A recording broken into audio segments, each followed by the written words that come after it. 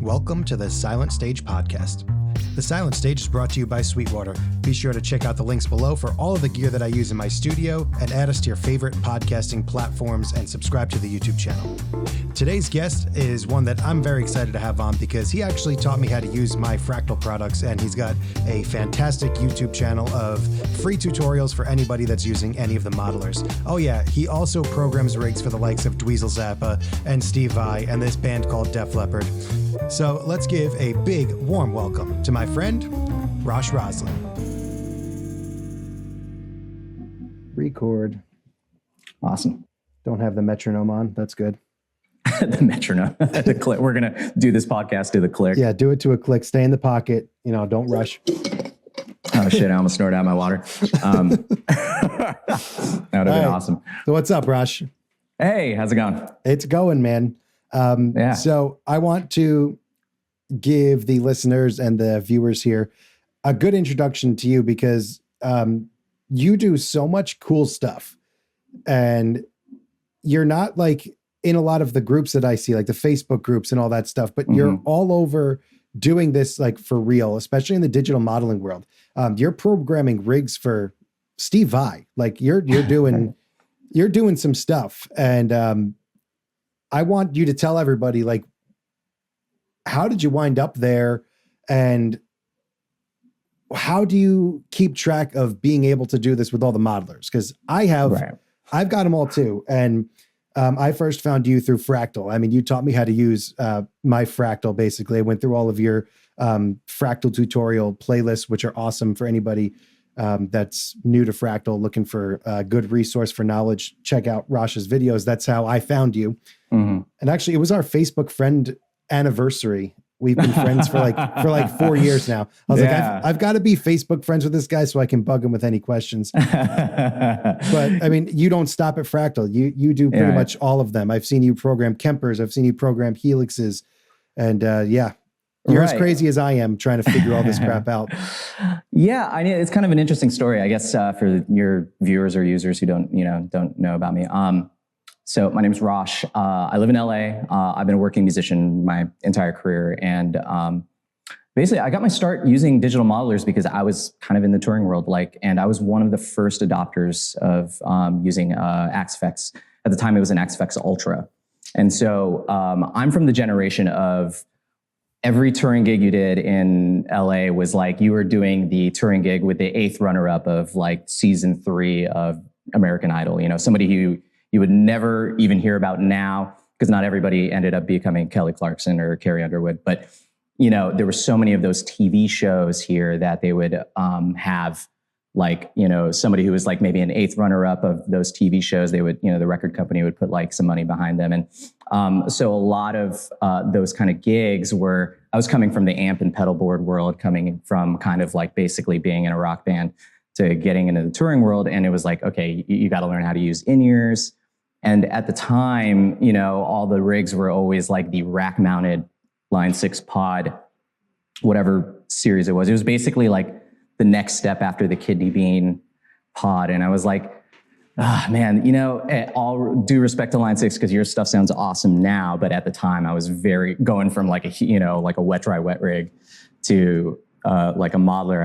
I was very disappointed and going like, there's got to be something better out there. So I ended up getting an Axe-Fx Ultra. I was friends with the guitar player from Seos, and who also played for the Used. I kind of come from like the emo, screamo world, Warped Tour kind of thing. And he had an Axe-Fx Ultra, and he was like, hey, you know, I've been using this when we do fly dates. It's really good. And he loaned me one, and I ended up buying one from him. And so I went down the rabbit hole of just learning that unit. And as a byproduct of that, you end up having to learn MIDI. You end up having to learn how to sync with, you know, playback systems, all those kinds of things. And I was just doing that for my own gigs and my own touring rigs and stuff. And I was one of the first people in LA who was kind of like starting to do this, because everybody else was like transitioning from like amps and pedalboards to this kind of world. And so I started gaining some notoriety around town with different people like, oh, we got Rosh, he knows how to program, all that kind of stuff. And so this guy actually reads the manual. Give him a call. Yeah, it was kind of funny. And, you know, and again, in LA, you know, the music scene here, even though it's a really big city, the music scene is really small. Everybody knows everybody. He had Rod Castro on, you know, previously. I mean, what a great dude. Oh, he's amazing. And, you know, our studio spaces were like 2 doors down from each other. So we would just run at each other in the hall all the time. And he would always be like, hey man, can you come in here and just like, tell me I'm not crazy that the Kemper sounds different when I'm using like Studio One versus Logic and all this kind of stuff. And I was like, yeah, no, that does sound different. I wonder why. Maybe it's the sample rate, all this kind of stuff. So throughout the years of doing that, I mean, this was probably like whenever the Ultra first came out, it was 15 plus years ago. I just started getting familiar with all the other modelers because, again, sometimes I would be like the sub guitar player. You know, I would fly in and just do a couple shows, and they were like, the rig is already set up. We are not going to bring your rig. We're not going to bring an Ultra. The guy's already using a Helix, or the guy's already using a Kemper. You just have to like plug into his rig. It's already like set up with the stage, all the inputs. The front of house guy's going to be super pissed if like the rig sounds completely different. Yeah, and you're the body double.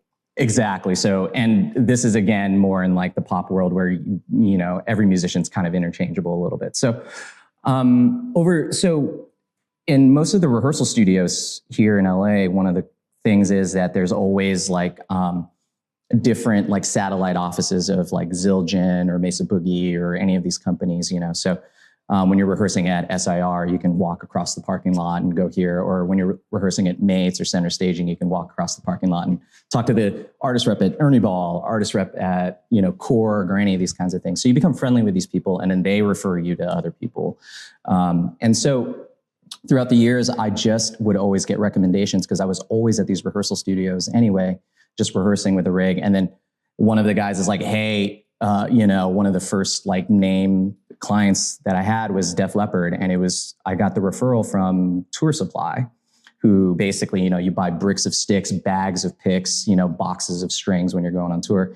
And they just called me up and said, hey, you know, the guys from Def Leppard got an Axe Effects. Can you go in there and program this stuff over at their, you know, production studio? And I was like, absolutely.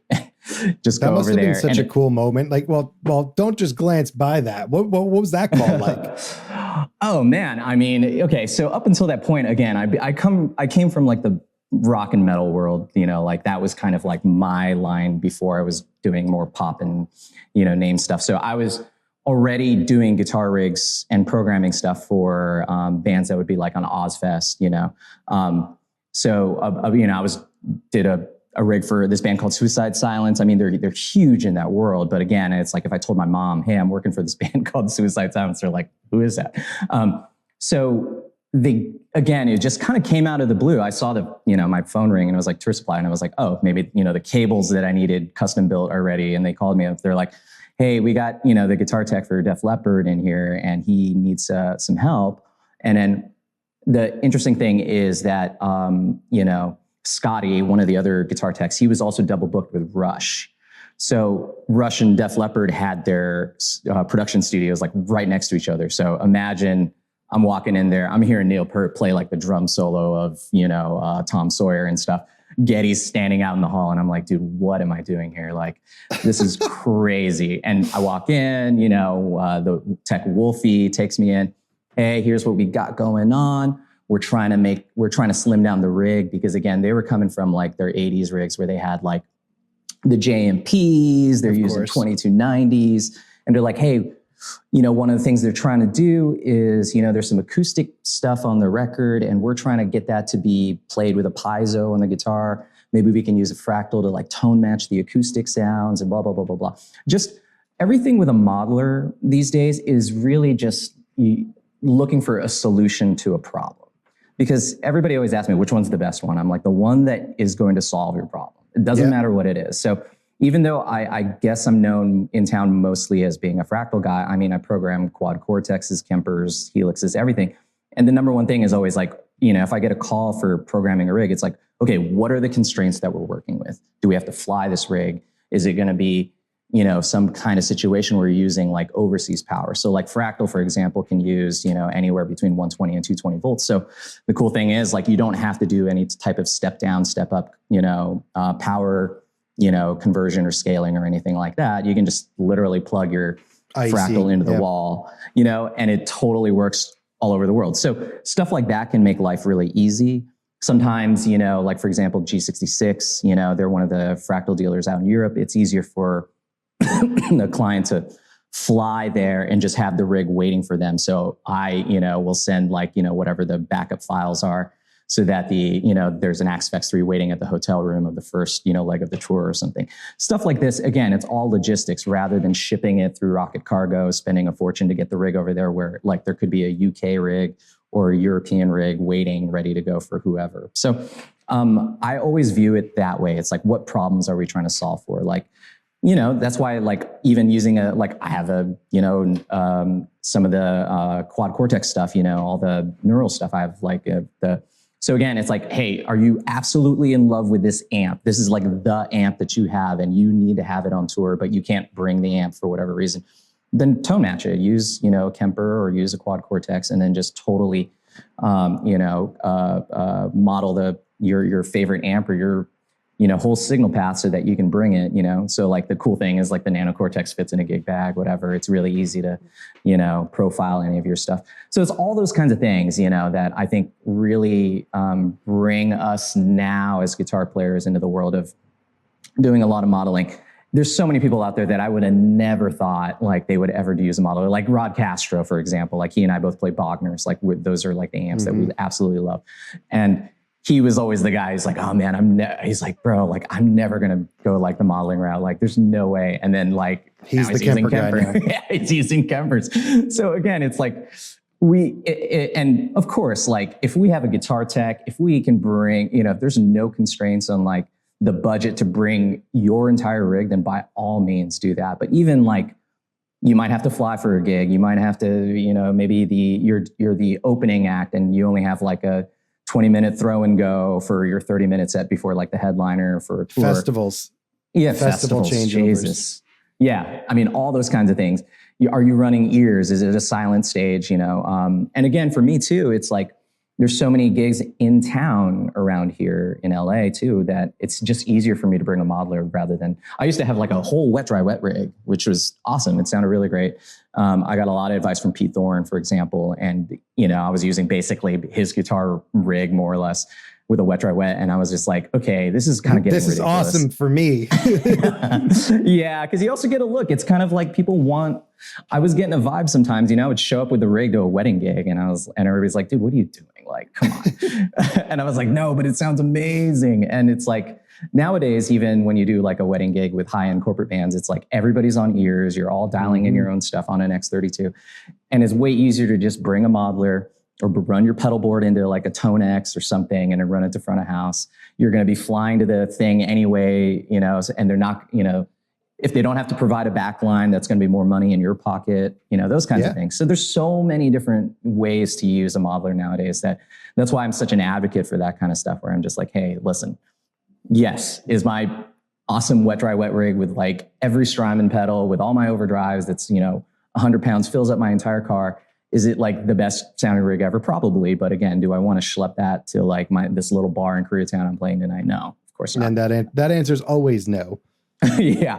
I mean, I'm going to be playing. Oh, go ahead. It's like there's gigs where amps are appropriate. I feel like if you're running like a power trio or I guess more original, harder rock stuff, I suppose, where like the guitar player is also part of the act, as in like a Jimmy Page to Led Zeppelin, like where the guitar player is also a face of the band. I feel like then it almost becomes more important to have the real rig, or I guess it's at least more acceptable. Like I'm a big Jared James Nichols fan. I see him every time he comes to New York, but he always gets it from SIR in the city, his Black Star amps. And, I couldn't picture him playing through a Helix, but all of my friends that are sidemen, all the guys in Nashville, all the guys in LA they're gigging behind artists rather than being the artist. They're almost all, I mean, it's rare that I encounter anyone who's like, yeah, I don't use modelers at all. Right. Yeah. And it's, again, there's so much context to everything. Like, Joe Bonamassa lives nearby and he'll play like the local dive and he'll still roll in with a vintage tube amp, the twin, the high powered twin. And just crank it. Yeah. Like it would almost be weird to see him like throw a Helix on stage and then plug into that just because it's more convenient. Yeah. It wouldn't be right. So And again, it's like the same thing. It's like, you know, if you work for an artist, like there is something to be said about the look of the stage. I mean, if it's like a super huge rock kind of thing, even though it's an artist, like Demi Lovato is a really great example of this, right? She has like an all-female band, you know, it's a rock show. Like her current iteration of her show is like, it's a big rock show. So of course, like she has Nita Strauss on there with like 2 half stacks. They got pyro going, you know, Brittany, the drummer, has got like a real drum kit. It's the same thing with drums. Like it would look super weird if you went to go see, you know, an artist who was like a rock artist, and then there's like a V kit up there, like, or something, you know, like it's kind of, that would be kind of strange. You're used to seeing like a real drum kit and then maybe some triggers and pads and stuff. And so again, it's context. Like if there has to be a certain look on stage, then by all means plug into amps as well. You know, I really do admire like Pete Thorne's career. He's always had really great stuff. And again, you see, he uses everything and everything. Whether he's all, he does what's right for the gig, which ultimately I feel like is the culmination of this whole conversation is it's whatever's right for the gig. And you shouldn't be ignorant to one side or the other, you know? Right.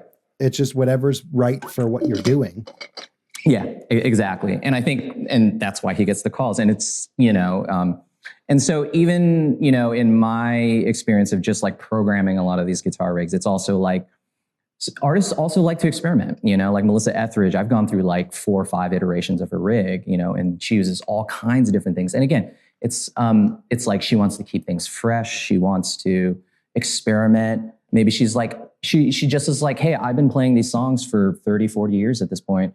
I just want to try something different for this tour. Or maybe, you know, there's some constraints on this tour. And I think that's a really super cool thing where an artist is still pushing themselves to try different things. So, you know, I've done fully direct rigs with her. I've done like wet, dry, wet with like amps and, you know, running direct with real amps, attenuator, like everything. And she's just so open to the ideas of like, well, I'm just hearing a sound that I want in my head, or I'm hearing like, I want to be able to just like try stuff on the fly. She wants to have a feel that like, hey, when her fans come see her, it's not just like hearing the record from top to bottom. They want to see like a show that's going to be completely different. And every artist is different. Every client of mine is totally different, where some people do want, again, the recreation, note for note, tone for tone, section by section, top to bottom of the show. And then again, a modeler is really great for that. Like any of the tone matching features that you can use in any modeler are going to be super useful for that, where it's like, oh, this is what we did on the record. We have the stems. We're going to tone match everything. Yeah, we're going to do it all with and we're going to use playback to like do all the switching because, you know, I'm going to be on a wireless. It's like, great. Here's X, Y, and Z approaches to do that. You tell me what the budget's going to be. You tell me what, you know, the constraints are going to be. And then we can go from there. It's always those kinds of things. So when you're programming the rigs, I can't imagine that this is not a frustrating task because, you know, it's almost like working with a singer in the studio, I guess, where you're trying to get their voice out of their head into their guitar rig. Right. So do you run into obstacles where, you know, lights went out? There we go. Awesome. There we go. Sorry. It's just motion detection. Oh, good. Do you run into issues where sometimes what they're speaking to you, that you're trying to translate their words into guitar tone? Do you run into bumps where you're like, oh shit, I'm trying to get you what you want, but like maybe they're not describing it in the words that you use to paint. Like, you know, like they're not using the right colors that you use, type of thing. I think that's just the case of being a musician. You know what I mean? Like, because, you know, you're a guitar player. I'm a guitar player and a drummer. And like, man, the amount of time somebody's like try to tell me a groove that they're hearing in their head of some song, they're just like, you know, it's like, yeah, dooka-daka. Yeah, and I'm like, all right, like this, and I play what they sing, and then it's like, no, not that. It like doesn't feel right, and that's the whole goal, right? And modelers, guitar tones, sounds are exactly the same way, and it's always great. I actually really enjoy that. I think that's like really part of a really cool creative process for me. So I'll give you a perfect example. Like, okay, so Steve Vai is, you know, somebody I've worked with for a very long time. And when we first started working together, he was doing the 25th anniversary. Yeah, 25th anniversary of Passion and Warfare. He was going to tour. He's going to play the album top to bottom. And then, you know, obviously play all his other material that's really popular. And so, of course, Steve Vai hasn't like sold any of his gear or anything. So he's like, I still have the Eventides that I recorded the album with. So I like went over to, Harmony Hut in his studio. He gave me like, that must have been awesome. It was amazing. It was the first time, and Thomas Nordegg, was Steve Vai's tech at the time. And, we loaded all those Eventides into my car, and they sat in my living room on a kitchen, on a coffee table, like 7, 8 Eventide racks. And I went through every single one, and I was like, oh, ballerina. Let me look at the delay settings, the reverb settings, and then I would A/B it. I had like an A/B switch between that and like an Axfx 2 at the time. And I'm like, okay, does this sound exactly right? Thomas loaned me a legacy head, and then I like put it into an attenuator. I had headphones on, and then I brought the rig down to my studio, and then I'm like, okay, what does it sound like at 100 dB? Oh, that doesn't sound quite right. I mean, I must have spent like a month like just getting those sounds onto an Axfx 2 before I even presented it to Steve Vai. So, and then again, I went up the chain. I was like, okay, I talked to his engineer, and I was like, okay, here's what I think I got as close as I felt like is possible. And then an engineer's like, yeah, it's pretty close, but maybe, like do this and that and this, and maybe EQ it a certain way. And I was like, okay, back to the drawing board. He must love you. Well, we have a great rapport like that, where he kind of trusts me to like make some decisions on his behalf. And then he just kind of like comes in and goes, yeah, that sounds great. Yeah. And fine tunes it. And Steve Vai is one of the most amazing, prolific musicians on earth. I mean, he's amazing. Like, I can't speak highly enough about him. He did this one thing with the big Mammoth Jamathon. It was for charity, and basically he was trying to set the world record, I believe. I could be wrong on, but don't quote me on this. But it was basically like a jam session over at Musicians Institute, and people could jam with Steve Vai. And he had like all these time slots that people could sign up for and just jam with him. And he was trying to set a record. And once he set the record, he was going to like donate all the proceeds to charity. Really great thing. And so people like could sign up to jam with Steve Vai, and then here's like a list of songs that you can jam with him and all this.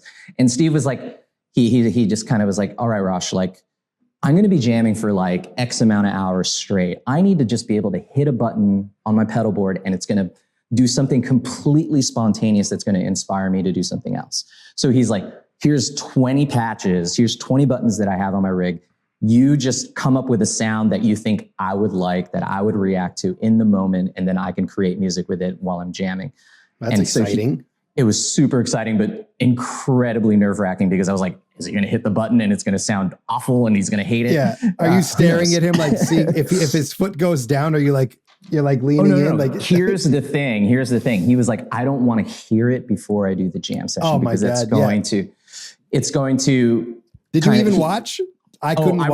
I was like, like with a blindfold, but the thing was like, that's kind of like what Steve Vai's all about. He was like, I don't want to hear it, because in the moment I want to react to this sound that you just programmed. So it's like, is it going to be a backwards guitar? Is it going to be harmonized? Is it going to be like, there's so many different things. And I like, I'm a huge Steve Vai fan, so I've known his records from day one.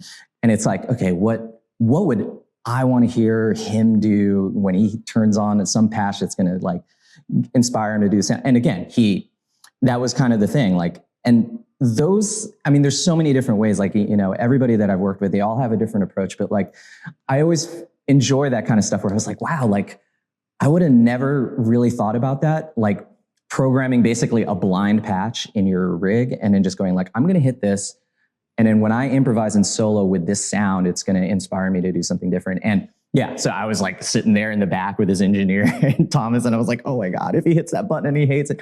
But again, he's such a great musician that like everything that he did, that he reacted to in the moment, not only was he reacting to the sound in the moment, he was reacting to the other people on stage, that kind of thing. Because he is so present when he plays that that's all he's going for. He just was like, hey, I want something I can react to, something that's going to inspire me to play. And it inspires me to like go like, what can I give him that's going to help him springboard to the next level of that? And, and the whole it was called the Big Mammoth Jamathon, that went off great. Everybody had a blast. A lot of people were talking about it. And again, I was super grateful to have a little small part in that. And, and he'll do the Vai Academy stuff. And he had some of those patches in there because again, he was like, I'm going to be jamming with, all these people going to the Vai Academy camp. I'm going to be jamming with some of the greatest guitar players that are going to be part of this camp. I want to be spontaneous and in the moment and not just go through my own, vocabulary of stuff I played a million times. And I was like, what an inspiration. What were his first words to you after? And how much was your heart racing when the gig's over and like you're walking towards each other and like you make eye contact and like he always just says thank you. He's really gracious. He's really grateful. I mean, again, he's Steve Vai, and what you see online, what you see in person. I mean, he's incredibly generous. He's incredibly funny. I mean, if he didn't have a career as a musician, he could be easily a stand-up comedian. I mean, he is so funny. And again, he really puts people at ease because even when I first started working with him, I told him, I was like, listen, I saw Crossroads with Ralph Macchio when I was like not even a guitar player, and that inspired me to like pick up the guitar. It was like one of the movies. That and like Back to the Future were like the two guitar movies that like inspired me. And you were a big part of that. And then he did, the soundtrack for the second Bill and Ted's movie and stuff like that. So your music, I had to just tell him like flat out, I was like, your music has been an inspiration for me since day one, even before I could put like two chords together. So it is still it's still for me like really awesome to like work together. And the fact that he's very hands-on with his approach too. He just calls me. I'm like, oh gosh, Steve Vai on my phone. It's like Steve Vai. And I'm like, hey, Steve, how's it going? And he's like, hey, Rosh, blah, blah, blah, blah, blah. He'll be gearing up for a tour. He maybe has a quick question about like how to program something on his Fractal, or, hey, what's an approach I can do with this? Like, he's using the Hydra now. So he was like, how can we do 4 ins and 4 outs? Because there's so many ins and outs of that guitar, bass, whatever you want to call it, that he's just going like, what approaches can we do to do this so I can have individual sounds, for each output of this guitar? Again, he's just always in a creative mode, which is really inspirational for me.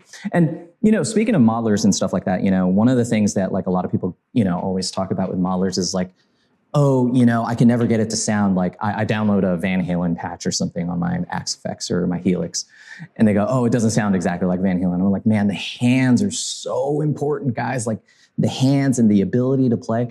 Because here's the thing, like I've spent many, many, many hours in Harmony Hut, and again, Steve's super busy. So a lot of times when we're gearing up for tour, I'll be programming the sounds. I know what the sounds are on the record, his engineer is really great. And he'll be like, here's what it sounds like isolated. And I'm like, oh, okay, that sounds like a delay, reverse delay. Okay, cool. And what's the BPM of this track? So I'm really dialing in the sounds like one by one, and I'm playing flow. I'm playing Evo. I'm playing in Harmony Hut through his legacies. The amps are mic'd up exactly the way he records them. I'm working with his engineer. There is literally nothing different in the signal path other than the hands. I'm playing his picks. I can kind of play some Steve Vai licks, but like I am nowhere near the guitar player he is. And so there is literally nothing in the signal path that is different other than our hands. And of course, I'm kind of getting somewhat close with the sound. And then when his engineer is like, okay, cool. I think that's pretty close. Let's bring Steve in here. And then Steve, he's going to be working on something else. He might be mixing an album, might be doing something. And he'll come in and then just go through the sounds, and he'll be like, instantly you go, oh, there it is, Steve Vai. That's like what. You're like, oh. But it's funny because it's like, that's the thing. Like the modeler is not going to compensate for your ability to play or not play. Yep. Say it all the time because like I said, everybody wants to know what's the best one. I said, every modeler will sound as good or as bad as you can make it sound. I say it till I'm blue in the face because there are people that, I think there are modelers have strengths and weaknesses that will maybe make someone's workflow easier, whatever works for how your brain computes and figures things out. But I feel like if I've blind tested, we multi-track with our rehearsals all the time. I'll use 3 different rigs. I use the Fractal, Quad Cortex, Helix, and I'll use 3 different ones on 3 different rehearsals. And I'll just pull up a random file and be like, okay, which one am I playing? And more often than not, it's like, okay, I use that's like the Quad Cortex delay. I could tell that, or one of the reverbs. I could just hear the reverb tail. That's the only reason I could tell. Other than that, I still sound exactly the same, no matter what. Yep. Yeah. For anybody listening, like the number one, like I have had the very, very fortunate pleasure privilege of playing through literally everybody's like famous people's guitar rigs, these famous guitar players. So like Vivian Campbell's a perfect example, like doing his guitar rig for Def Leppard. People like will download, the Gift of Tone patch from Fractal's website and they go, well, why this doesn't sound like Def Leppard? And I'm like, man, you got to play like Phil Collin. You got to play and pick everything. Like, Vivian, he uses like a steel pick. So I'm playing his Les Paul, like, through the rig. And I'm like, well, I've played a couple, I've played some Def Leppard songs, on cover gigs or whatever growing up. And it still doesn't sound like Vivian Campbell when he plays, Pour Some Sugar on Me or something.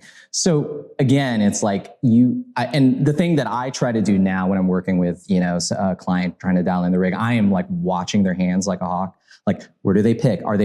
If it's a Les Paul, are they picking closer to the bridge pickup, closer to the neck pickup, closer, is it right in the middle? If it's a Strat, are they avoiding the middle pickup? Like, are they picking really lightly? Are they picking really heavy? Are they picking mostly with upstrokes, downstrokes? Like, all those kinds of things like will factor into like, okay, now I got to like dial in some sounds for them and see how they do it. Even when I'm building patches, for other people, I got some, on my YouTube channel or whatever. It's the same thing. I try to play the guitar how I feel like other people are going to play this sound. I have a pretty heavy hand. I come from like a punk and rock metal kind of background. So I'm used to doing heavy downstrokes. And when I watch like a client sometimes play and they're not from that background, maybe they're like more of like a blues or jazz or feather wristed. Yeah.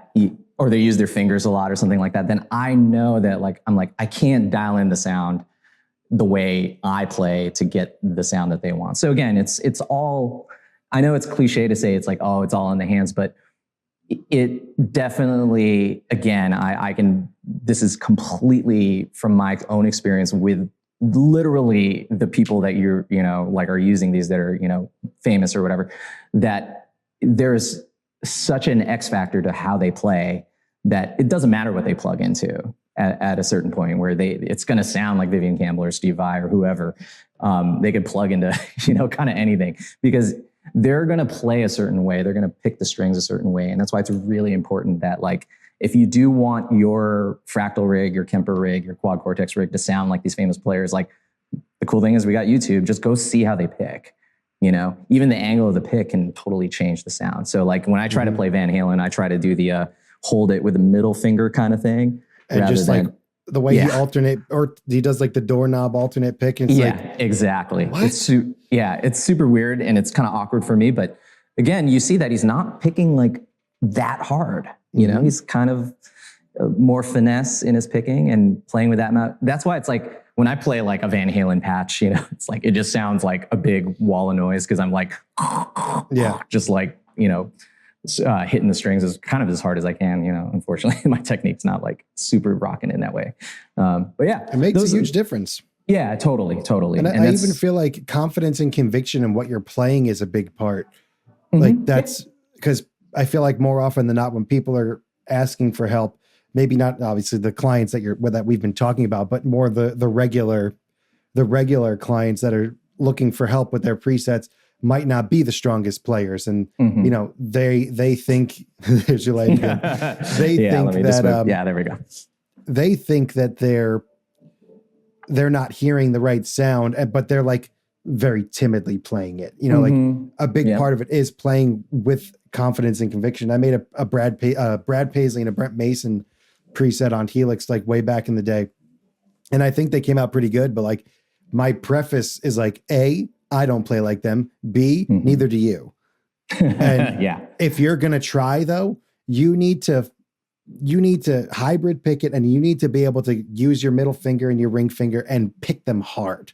Right. And like, otherwise you will not sound anything like this. If you're trying to alternate pick this with a 75 mil pick, you're never going to do it. Like you've got to hit it hard with the pick and you've got to be able to pick with your fingers and do it all hybrid and be able to do it hard. Otherwise it will never sound like that. Absolutely. I can totally echo that. And it's like, it just as much as I'm programming rigs for, the infamous guitar players we just talked about, a lot of people find me through YouTube and stuff. And then, it's just like, hey, I'm in a cover band. Hey, I bought a, Fractal, a Helix, whatever. And I don't really know how to program it, but I just need some sounds for like my cover gig.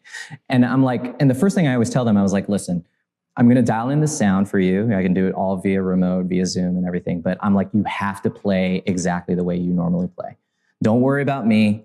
I'm going to be like a disembodied voice on a Zoom call. Just play, what, and I'll ask them, I was like, hey, what's the opening song of like your cover gig? And they go, oh, I play I Love Rock and Roll by Joan Jett or something. I'm like, great. Play that riff exactly the way you play it. I'm going to dial in the sound for you as you play it. And then you tell me if that's kind of what you're looking for. Or, they're transitioning from like a amp and pedalboard rig where they're like, hey, I've been using, a Fender, deluxe reverb with pedals forever. And I want to just get a Helix or a Fractal. And I'm like, great, let's start there. Dial them, I get them a sound that's as close as I can get to their original rig, and then we can tweak from there. But the number one thing is, just getting somebody to be comfortable to play exactly the way they play, because that's always going to account for everything. I mean, again, I'm a drummer too, and it's like you can get like 100 drummers to sit down at the same drum kit, and it's like going to sound and feel totally different. Because are they going to do a rim shot? Are they hitting in the center of the snare? Do they just wail on the hi-hat, or do they have a lot of finesse on the hi-hat? Do they have a heavy foot or a light foot? I mean, that's the kind of thing that like separates, every musician on earth. So it's the same thing. Like I've worked on a lot of the Gift of Tone series that's on the Fractal website. So you can download Dweezil Zappa's, Van Halen patch. And people go, oh, this doesn't sound like Dweezil when he plays. I'm like, dude, you got to just play like Dweezil. Like none of us do. That's one thing that Fractal, I give Fractal so much credit because they just seem like the coolest people. I mean, they only do Fractal, which I think is their greatest benefit. Like they're not like Neural DSP has the plugin aspect. Line 6 is owned by Yamaha. So there's a lot of other red tape with the other brands, but like Fractal in particular, like they're taking like their best artists and literally putting their presets in their email blast for free. Yeah. Like that's something they could put that up for $50 and people would buy it. This is Neil Sean's real preset that he's using with Journey.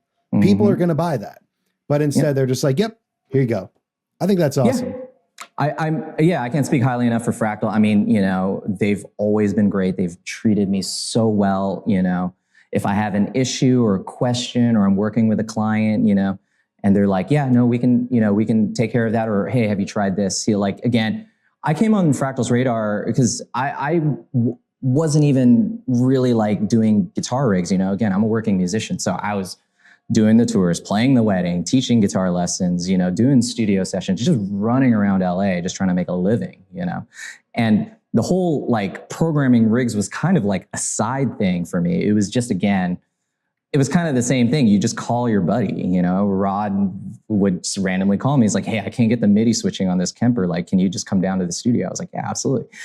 It's those kinds of calls. Like we all just like have everybody else on speed dial. So when I started working with Def Leppard, I wasn't even on Fractal's radar, but I was having this huge popping sound because the JMPs weren't switching at the same time with the Fractal. So if there's like a millisecond delay between patch changes, there's a huge pop. And then a pop in an arena at 100 dB is just like unacceptable, right? So just email them, hey, Rosh, you haven't heard of me. I'm working with Def Leppard, blah, blah, blah, blah, blah. I'm having a little bit of trouble with this popping thing. And right away, called me. Hey, how's it going? And I was like, hey. And they're like, yeah, probably what's happening is you're daisy chaining the MIDI. Why don't you get like a quadra through and then just, octopus and split the MIDI so that every device in the MIDI chain is getting, the MIDI signal from like an RJM rig to switch everything simultaneously. And it got rid of the pop. So stuff like that. Again, just like having somebody on speed dial, like from a company, like I really value those kinds of relationships where it's just like a quick text, quick phone call, any of that kind of stuff is always going to be just like around the corner. And, I can't speak highly enough of Fractal being one of those people. And, and in all fairness, like every other company that I also do stuff for, I do a lot of rigs for RJM, everything, like just an email or phone call away is like really great, because when you're in the pressure cooker of like a production rehearsal and it's like, hey, we go on tour in 10 days. And everything needs to be working. We're going to be playing arenas, for the next 3 months. Like this needs to be done like ASAP. And it was the same thing. Like I remember working with a Perfect Circle, and one of the texts is like, if your work box doesn't look like a, like a bomb blew up in it, you're not doing the job right. Because it was just like, go, go, go, go, go, go, go. We need to do this thing. We need to do that thing. The rig needs to switch from here to there. Billy Howard, I was like, okay, cool. Like this, it's almost there. We need to get the rig ready. Okay, great. And then now he's got to go rehearse with the band. Okay, now we got to get playback. Now we got to get lighting. Now we got to get production. And then, he's like, oh yeah, this pedalboard's not really going to work for me because I'm going to be wearing huge boots on stage. How do we solve this problem? So it's all problem solving. Like I was like, okay, cool. I called, got barefoot buttons on the phone, and I was like, can you overnight a bunch of the little screw caps, the mushroom caps? Yeah. And I was like, Billy, how's this? He's like, I don't know.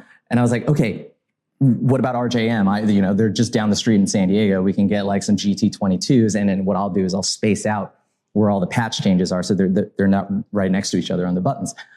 Again, that's all you're doing with like rig building. You're just like, okay, what are the problems? What are the constraints? How do we fix this? Like I remember doing a rig for Tal Wilkenfeld, and Jeff Beck's guitar player or bass player for a very long time. She was doing a solo thing for her own music, and again, she said something very similar to Billy, where she was like, "Yeah, this is all great, but I'm going to be playing in heels. How do we?" And I'm like some, knucklehead dude. I was like, oh, right. I would have never thought that. Like, a female bass player is going to be wearing heels on stage. Like, how do we get a pedal board tiered up so she's not going to fall all over herself trying to do patch changes and switch stuff? So again, you're always just trying to like stay ahead of the curve of like thinking of like, okay, if this part of the rig goes down, do we have a redundancy in place? If the wireless goes out, can we do this? If the Fractal 1 goes down, can we switch immediately to Fractal 2? If the delays and reverbs go down, can we still do all the delays and reverbs from a Fractal, or do we have some backup in there? You're just trying to like mitigate against everything. And it's kind of interesting that as I was like going into the touring world, I always thought like so many artists and bands, it was going to be like a pristine, perfect, like this thing runs like a Swiss clock. And then now, as we all know, it's like everything is what can we cover up? Everything is like hinging on a knife's edge sometimes, where I'm just like, oh man, like we can make this work. It's gonna be fine, but it might be a little dicey for the first 2 or 3 shows until we get like all the kinks worked out. And then it's totally fine. But again, you're using a modeler to kind of mitigate against that, because God, I remember tube amps going down, tubes dying on the road. I'd lose like the first preamp tube of like an amp, and I was just like, God, where am I going to get a fuse? Within 30 miles of the venue, I'm in Iowa somewhere. I don't have a car. I got to, call an Uber or get a taxi to like go to a electronics shop to get a tube for like my amp. I mean, what a nightmare. So that's all you're kind of trying to do in like this world where you're trying to build guitar rigs and make sure that like, a client is going to have a bulletproof rig no matter where they are in the world, those kinds of things, So let's go pre-modelers. What was your rig in your emo days? What was the pre-digital before, the knuckle dragging, I'll never go to digital? I've always been very open to technology and like the latest and greatest pedals. So, I go to the NAMM show, try every tube screamer, every digital delay. But my first rig ever I'm from like the mid 2000s emo screamo thing. And like you had to have a dual or triple rectifier. That was of course the thing. I was also very broke. I was also like working, in high school, I'm working at Round Table Pizza or whatever. And so if everybody can rewind to those days, like the rig you had to have was like a dual rectifier. You had to have a PRS guitar or something like that.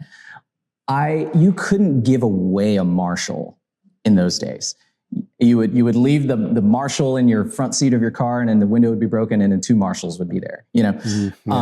So I found a JCM 800 2203 100 watt at a pawn shop with the matching cabinet.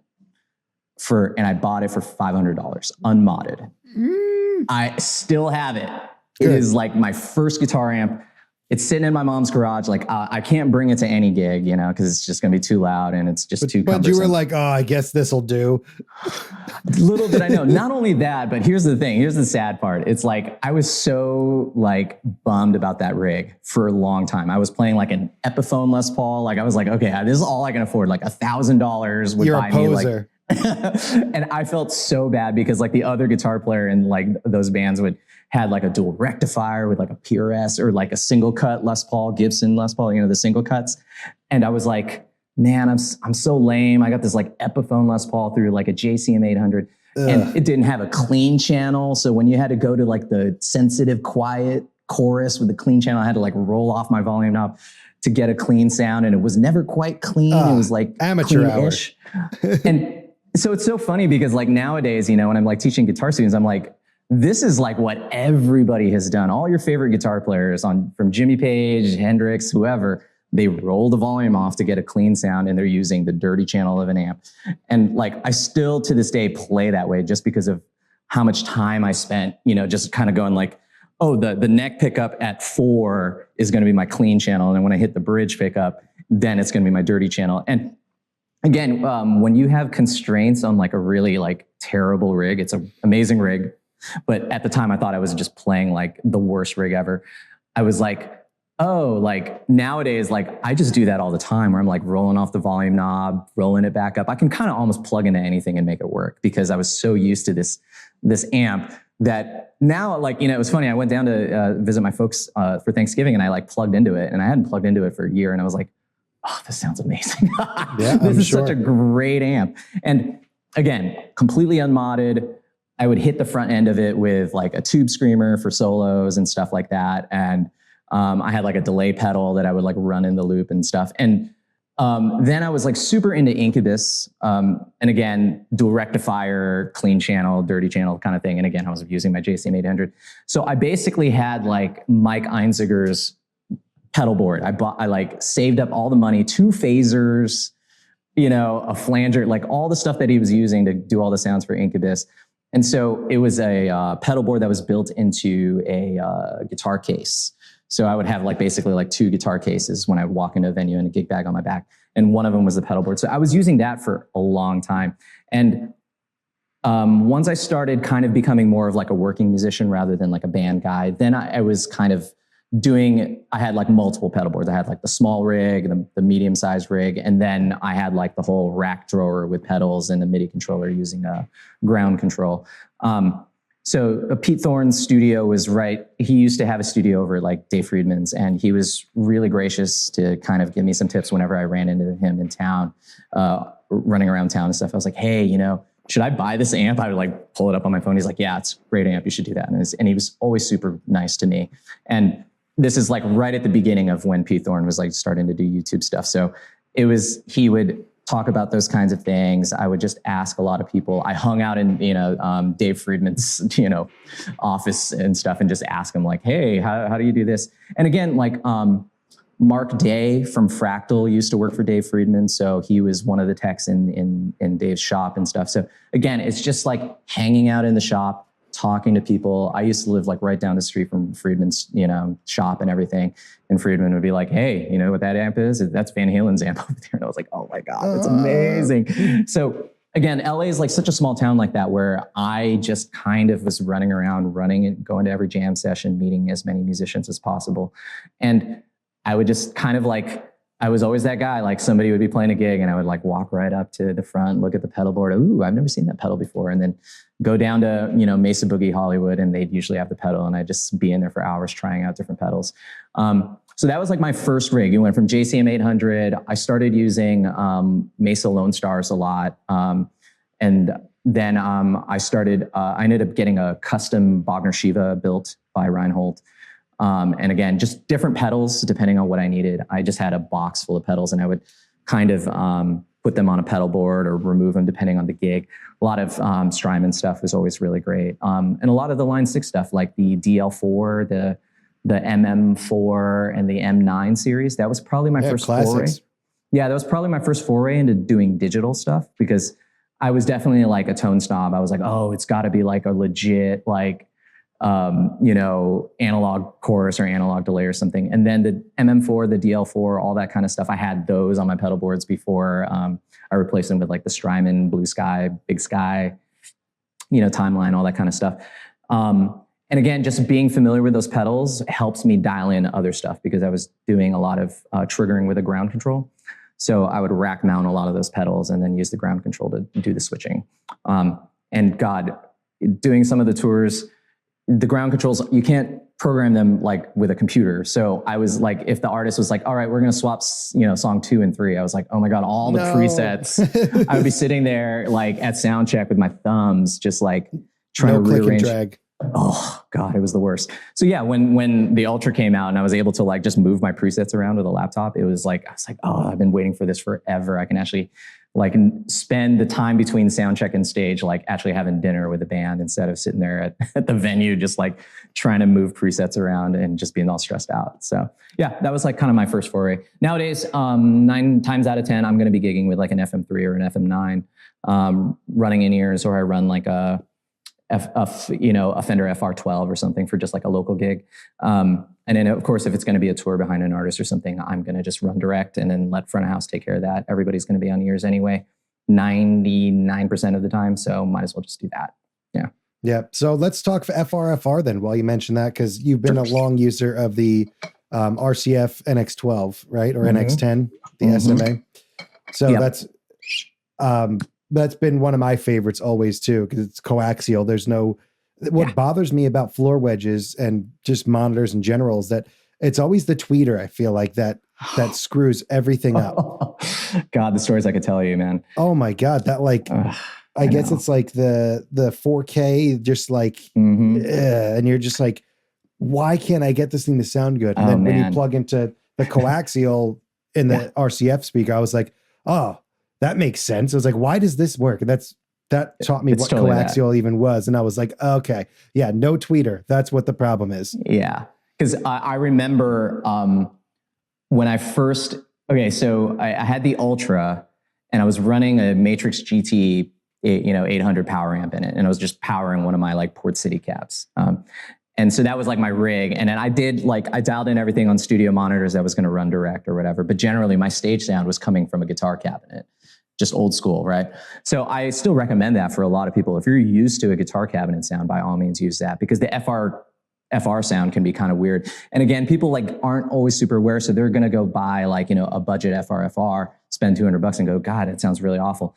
And I remember like, I was like, I can't remember what the gig it was, but it was like kind of like a local, it was like a wedding band, I was playing locally, and they were like, hey, we want to kind of lower the stage volume because, we want stuff. The only thing that could be coming off the stage is coming through the PA system. I said, okay, great. So I went and bought like a QSE K10, and I was like putting gaff tape over the tweeter, because I was like, this sounds not good. Like, this thing's like $1,000. Why doesn't it sound good? How does this not sound good? And it's funny because I was like running like audio through it. I would run like, I would check it with like a mix that I was like producing or something. I was like, that sounds fine. And then I would go out front. I was like, okay, vocals sound great through this, but for a guitar tone, it was just awful. So yeah, there's definitely like some photos. If you scroll way deep into my Instagram, there's going to be, you're going to see QSC wedges with like duct tape over the tweeter and stuff. I was doing weird stuff like that. And again, it was kind of like, there was a venue in town that had the RCF stuff. And it was like the first time I played there. And I ran a Fractal through it, and I was like, oh God, that's amazing. And there was another venue in town that also had Myers stuff. But I was like, I don't want to like go sell a kit and need to like buy a Myers wedge. But I mean, they sound great too. So the RCF definitely felt like, okay, this is going to be great. The other thing was that I could just bring it as a wedge. So like if I'm having to bring a PA system to a gig for a wedding, a corporate event, whatever, this is going to be the wedge that's going to sit out front in front of the band so they can at least get some stuff off the stage. I'll run ears for my guitar sound, to pump a little guitar on stage, and then everything else is going to come out through the PA. Again, there's so many different permutations of why a modeler can be really useful for like any working musician, because it's like, okay, cool, you have all your sounds, like, and Rod talked about this with your on the last episode that you had with him, where he's just like, hey, people who are going to hire him because he sounds like Rod Castro. And so I feel like a lot of people in town get hired for like whatever the sound they have is. And the thing is, it's like, you don't want something kind of screwing with that, where it's like, oh, some guy hears you on a gig where you brought your tube amp and your pedals, and then you brought your modeler to this other rig, and you're like, ooh, the modeler doesn't sound as good as your tube amp rig. And then now you're kind of stuck. Like you always have to bring the tube amp rig, and you're just like, oh man, maybe you don't want to do that. Maybe you have to run ears. So now you're kind of like shot yourself in the foot. At least like if, let's say you're a quad Cortex user and you just kind of use that most of the time, like it's going to be consistent no matter where you go. Like it's going to be consistent at the bar gig. It's going to be consistent at the wedding gig you do, the corporate event, whatever. And I found that that's been really useful for me, where it's just like people who hire me know what to expect. They're like, okay, great. Rosh is always going to have ears on him. He's always going to run direct. His stage volume is going to be, pretty adequate, and, it's not going to be loud and obnoxious. He doesn't need to bring his wet rig anymore and just blow everybody off the stage. And it, has like a weird look. And again, it's the same thing. Like I did a jazz gig over in Beverly Hills last weekend for like a corporate event. And they were like, hey, we just want instrumental jazz. And I was like, well, I brought my Fractal. I was planning on playing like a funk dance set all night, but I was like, okay, fine. We'll just go to the clean channel. It was still pumping through the wedge. It was kind of interesting. There was nothing on stage other than drums. Everybody was running direct, and we still ended up playing like, real book, bebop, jazz, quote unquote. And again, never had to worry about like, oh, I brought the wrong rig for this thing, because you might get thrown a curveball like that on a gig, Yeah. I think that for the rest of my life, I guess I can't speak for the rest of my life, but I feel like I'm always going to have whatever the HX stomp is, whatever that may be in the future, for exactly what you're talking about, like that catch-all where it's like, oh, you need to be direct. Okay, well, my multi-effects that I'm using for all of my effects into my tube amp, I could just add a block and put an amp sound in there. Or I can show up to a session where they're like, hey, we want real amps. I'm like, okay, good. I can bypass my amp block and I can have my multi-effects. Because, at this point, all the effects are at least close enough to not tell.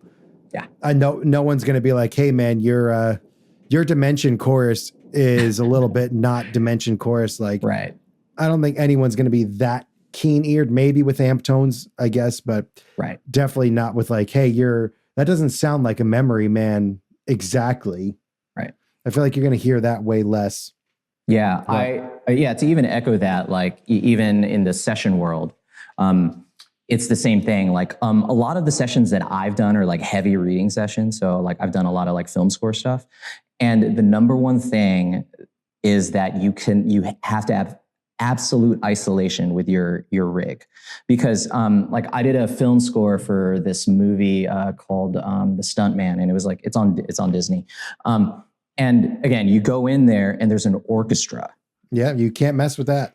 And I'm like, and there's baffles and the whole thing, and they're like, and the contractor who hired me was like, listen, he's not a guitar player or anything. He's just like, hey, listen, bring the quietest rig you have, because we can't have any bleed where like the microphone on violin 2 that's going to be next to me is going to hear some random guitar in the background. And so they want absolute isolation. I said, I'm going to bring the rig that I think is appropriate, but I can also run direct. So you can have a completely isolated sound. We're all going to be on headphones anyway. And so I showed up, just was like, I can give you a direct sound, or you can mic the amp. I brought like the Fender FR12, and then they were just like, yeah, this is gonna be great. And they're like, why don't you just turn the amp off, just run direct. You're gonna hear yourself anyway. And what I'll do is they had the headphone with the click and like the conductor cues and everything. And then I just plugged my in-ears, like, and into one ear, and then just put the headphones over the top. So I could hear myself when I played, and then I didn't have to bug anybody who was giving me cues or anything in the headphones, like, hey, I need more guitar or less guitar, because then you're just going to drive them crazy where you're like, oh, I need a little bit more guitar, a little bit less. I could hear myself, and then I could also hear the conductor. I could hear some of the orchestra. I could hear, where the click is, and it's so convenient. It's beautiful. We actually just did, we did like a culture tour in Malaysia. So Jessica, my wife, the artist that I tour with, got hired by the US government to do an outreach in Malaysia. And we played in like this little American corner It was our drummer was on a cajon, bass, keyboards, vocals, and I was on guitar.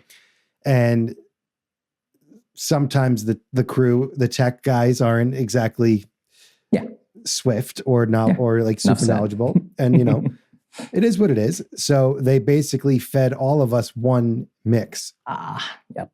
So now we have two vocalists and our drummer's on cajon. So it's not like he's able to really hear himself like if he's at a real kit. So I did similar thing that you just did.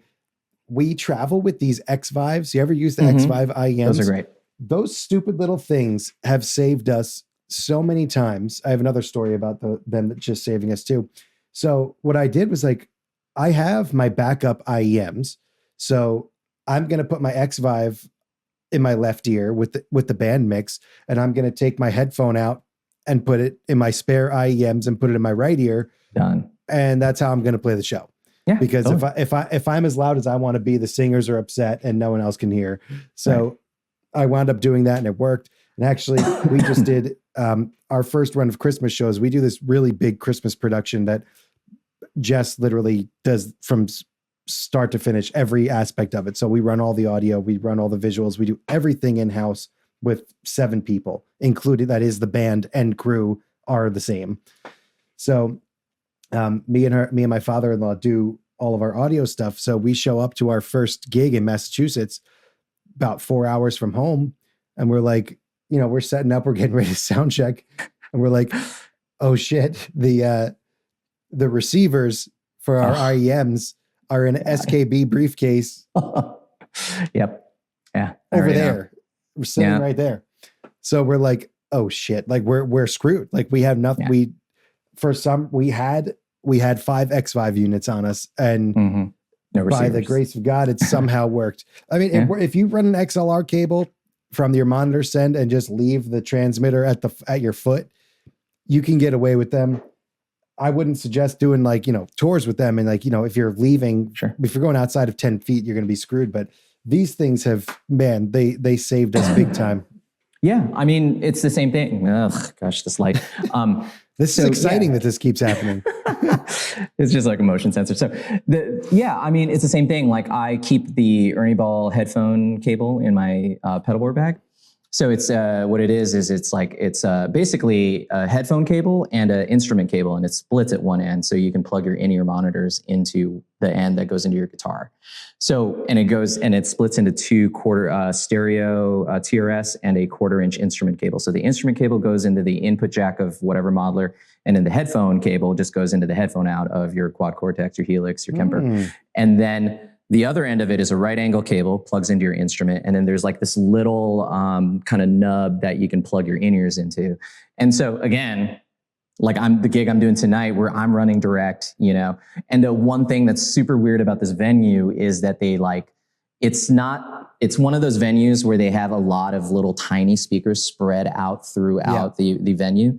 And so the front of house guy that's there refuses to like EQ the guitar for the thing. You mean center of house guy? Yeah. So and so I've like heard other bands play there, and it's like what's coming off the stage sounds great, and then you get to like the other side of the venue, and it's like, oh, they're high passing at like 500 hertz because.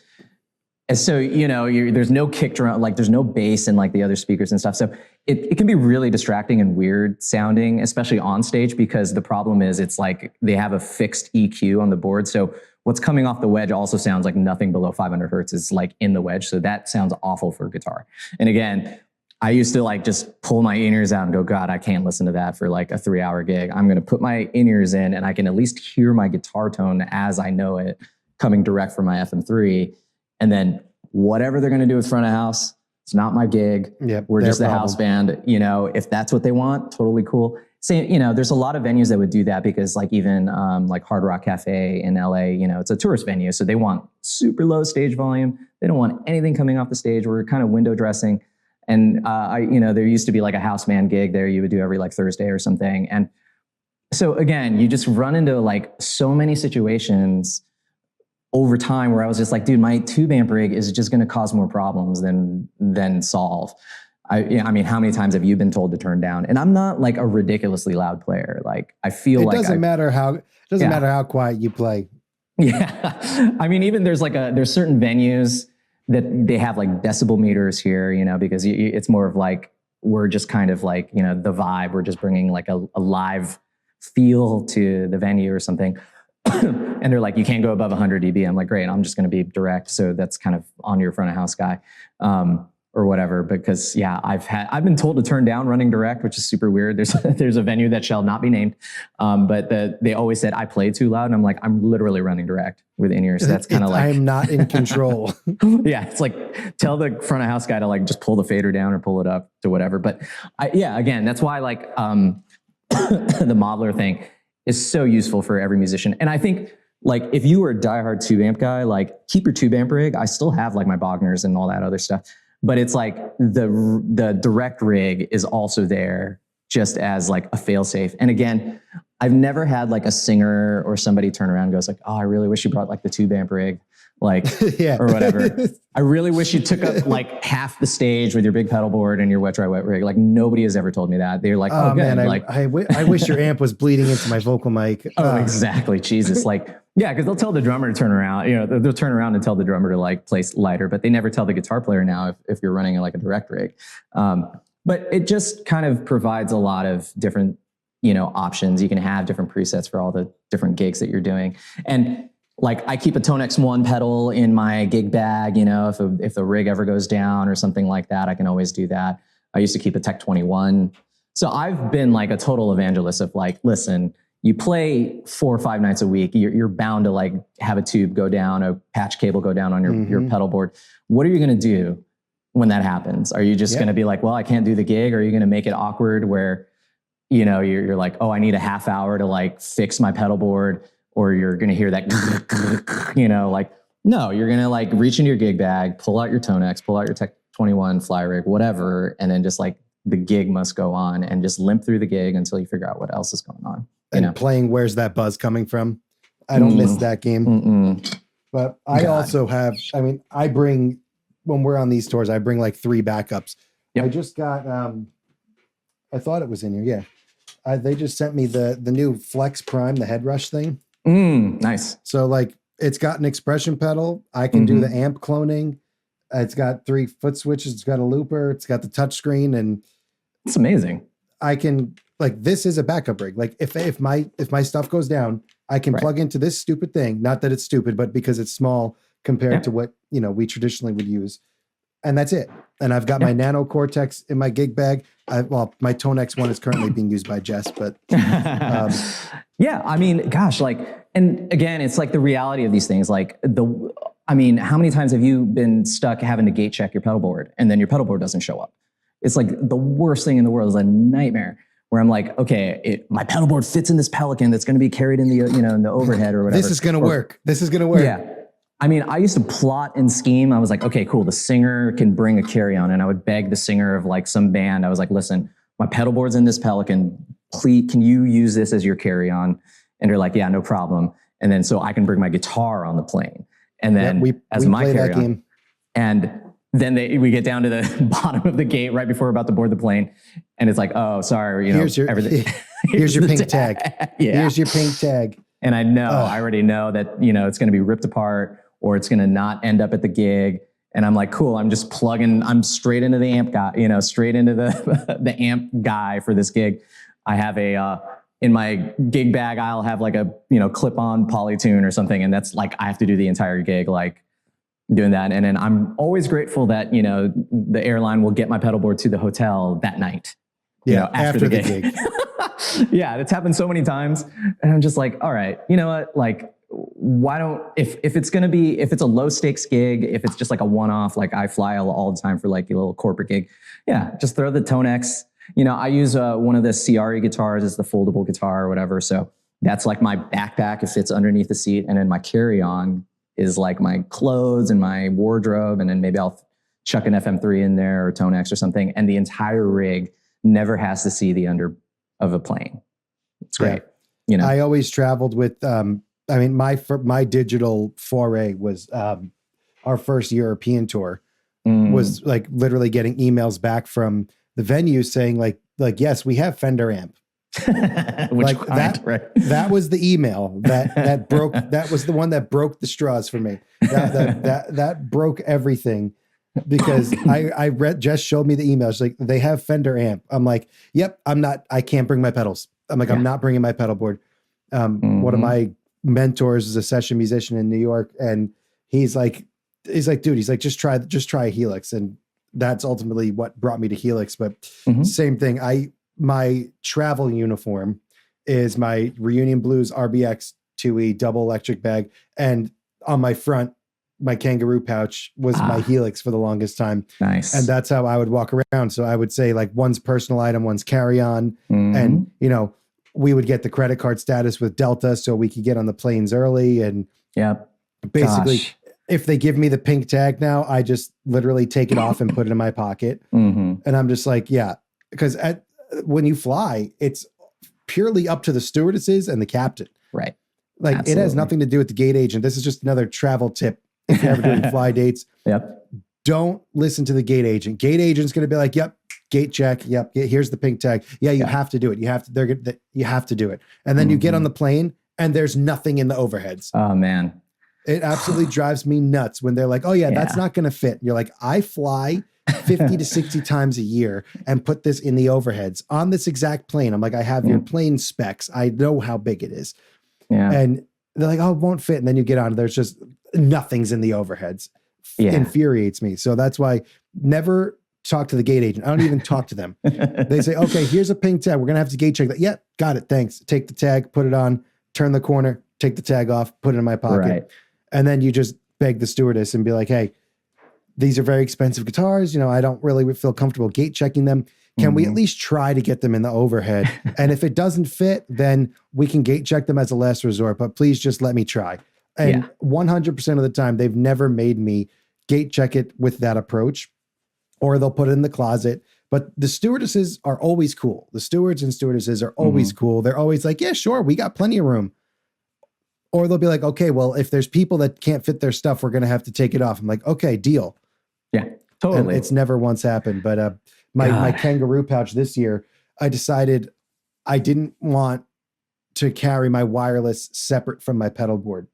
So the board that I'm currently using is my HX Stomp XL, Nordland ODRC, and my Shure QLXD, which is it's solid. And I've got a 2-tier Creation Music pedal board that I got the power supply under it. Wireless is on top, HX Stomp across the bottom. So I found a backpack that fits that. So my rig in Europe was the 2 guitars on my back and this pedal board that was probably with my laptop, my power supplies, my camera gear. It had to have been, if they weighed it, they would have said this is too heavy to be a carry-on. But luckily, because it's a backpack, they didn't think twice about it. But that was such a pain in the ass to carry, but I didn't get stopped by any of the airlines for that backpack. I had to take it apart at TSA every time though. Oh gosh. Even we have TSA pre, we have pre, we have global entry. We've got it all.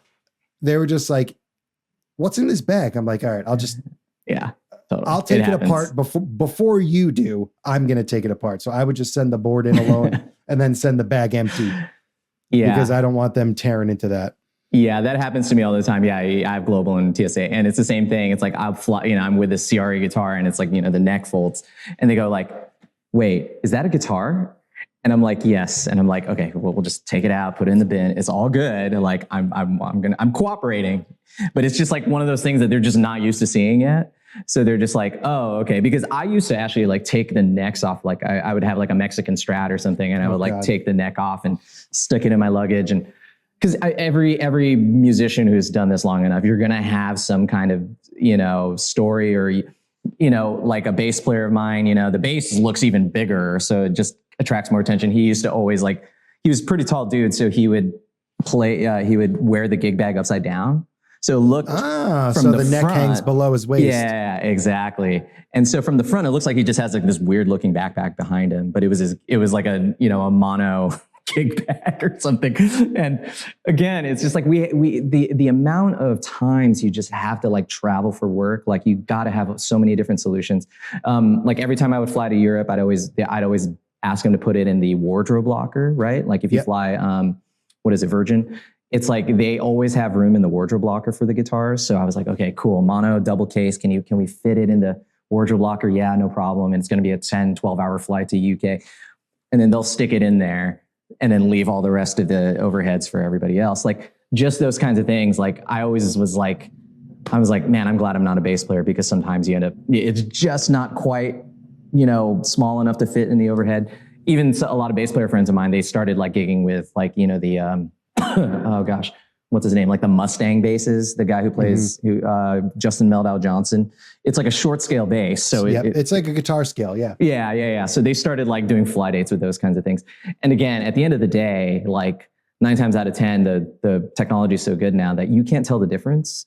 Especially if it's going to be a throw and go festival date. If you're doing like a European tour and you're in a Sprinter van all the time, it's just like, okay, fine. We'll just use a modeler instead. And again, a lot of the modelers too, they can go on different power. Like the Fractal stuff doesn't need to have any step down conversion, which is like amazing for me. Yeah, they're all dual voltage. Even the Quad Cortex comes with all the little adapters on it that you can just pop in for each country. Yeah. Helix, same thing. I always get whatever pedal board I use, I make sure that the power supply is dual voltage. Yeah.